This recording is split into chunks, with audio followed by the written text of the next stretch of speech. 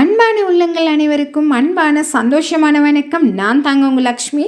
நாங்கள் இன்றைக்கி Ammu FM radio வழியாக என்ன விஷயத்தை பற்றி பார்க்க போகிறோம்னு சொல்லி பார்த்தா, உலகிலேயே மரங்கள் இல்லாத நாடுகளும் உண்டு என்பது உங்களுக்கு தெரியுமா?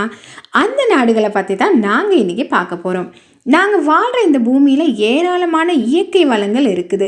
அவற்றில் முதன்மையானதுன்னு நாங்கள் பார்த்தோம்னு சொன்னால் அது மரங்கள் தான்.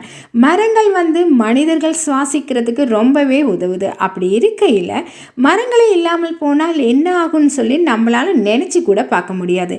ஆனாலும் கூட உலகிலேயே மரங்கள் இல்லாத நாடுகளும் உண்டு என்பது உங்களுக்கு தெரியுமா?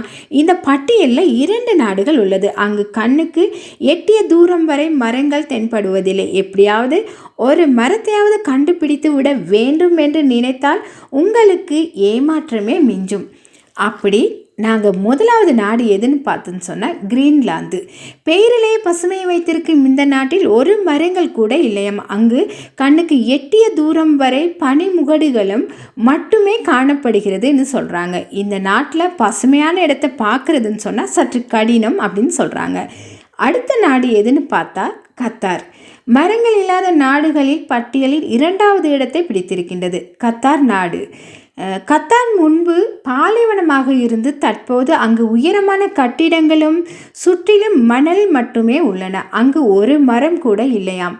இதனால் அந்த நாட்டு மக்கள் அங்கு மரம் வளர்க்கும் முயற்சியில் ஈடுபட்டு வருகின்றார்கள்னு சொல்கிறாங்க.